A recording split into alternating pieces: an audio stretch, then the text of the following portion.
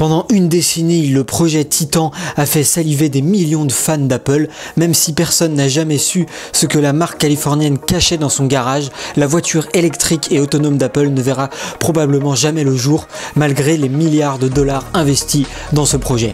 C'est ce que nous allons voir dans cette vidéo. Tu es prêt? C'est parti!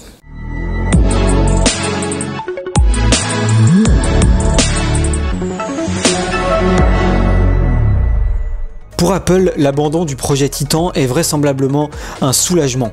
Habituée de faire rêver avec ses produits pharaoniques et magnifiques, la marque californienne sait pertinemment que ses ambitions automobiles ont toujours laissé les observateurs sceptiques. Depuis 2014, toute l'industrie sait qu'Apple rêve de sortir une voiture autonome connectée avec son écosystème. Mais personne ne sait comment la marque compte s'y prendre. L'automobile peut toutefois poser de nombreux problèmes de production ainsi que de commercialisation. Après 10 ans de recherche, des milliards de dollars investis, un nombre inconnu de kilomètres de tests et d'inhabituels changements de direction qui n'ont jamais présagé rien de bon, Apple jette l'éponge avec son projet Titan. Dans un article paru le 27 février dernier, Bloomberg dévoile qu'Apple a démantelé son équipe Titan qui comptait 2000 ingénieurs. L'action d'Apple a immédiatement gagné en valeur puisque les investisseurs ont vu le projet Titan comme un mauvais pari.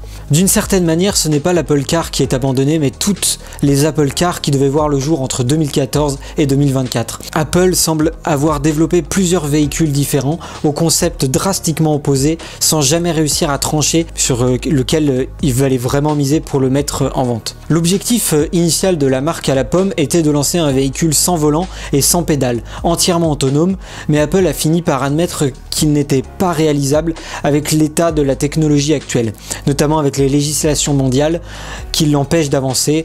On sait qu'en Europe, par exemple, au niveau de l'automobile, c'est vraiment très drastique en termes de normes. Vous avez l'obligation d'avoir un volant et des pédales, par exemple.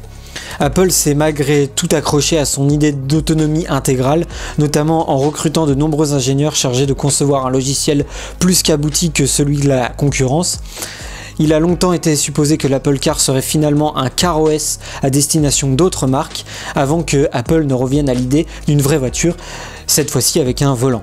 Si certaines personnes ont toujours refusé de croire à la rumeur de l'Apple Car, et c'est bien compréhensible, l'existence du projet semble difficile à remettre en cause, car depuis 2014, de nombreux médias n'ont fait que parler de ce sujet et des centaines d'articles, voire milliers d'articles ont été écrits sur le projet Titan. Pendant plus de 10 ans, Apple a régulièrement recruté des cadres de grandes marques, comme le directeur de la recherche de Mercedes, plusieurs cadres de Tesla. Elon Musk a même dit que Apple était le cimetière des employés de Tesla pendant longtemps. Des spécialistes de la voiture autonome de Volkswagen ou plusieurs ingénieurs passés par les grands constructeurs auto de la planète sont allés chez Apple pour travailler sur le projet Titan. Tous ont un point commun, ils ne sont pas restés longtemps malheureusement.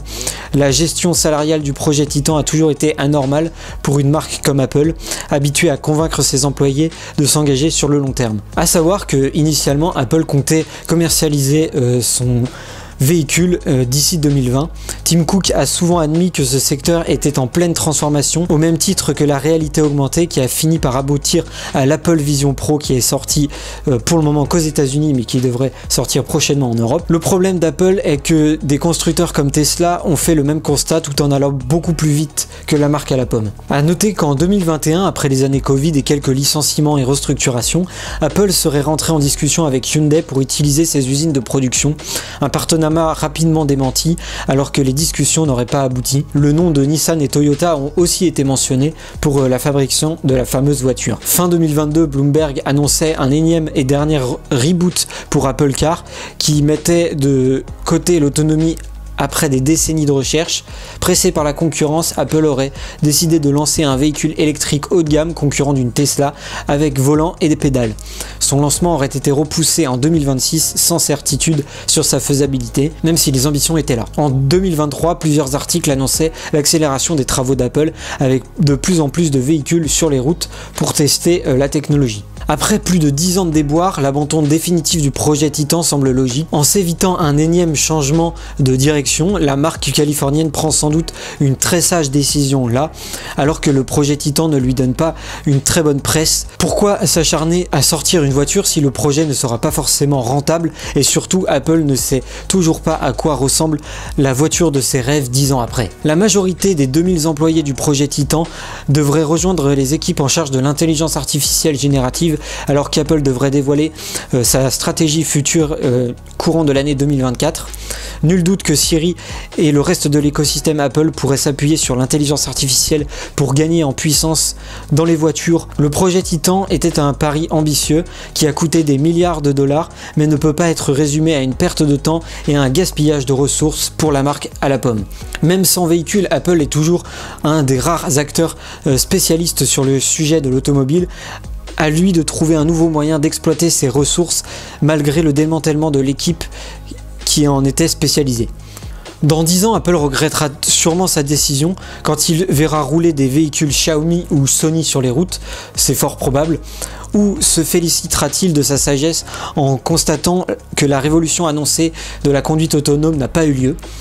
En attendant, Apple va pouvoir se concentrer sur ce qu'il sait faire de mieux, faire évoluer l'informatique. L'IA générative et l'informatique spatiale sont des projets bien plus cohérents pour la marque à la pomme. À savoir, est-ce que c'est un adieu pour l'Apple Car ou juste un au revoir? L'avenir nous le dira. En tout cas, c'est la fin de cette vidéo, j'espère qu'elle t'aura plu. N'hésite pas à me dire ce que tu en as pensé dans les commentaires, à me donner ton avis sur le sujet de cet Apple Car, ça me ferait extrêmement plaisir de connaître ton avis.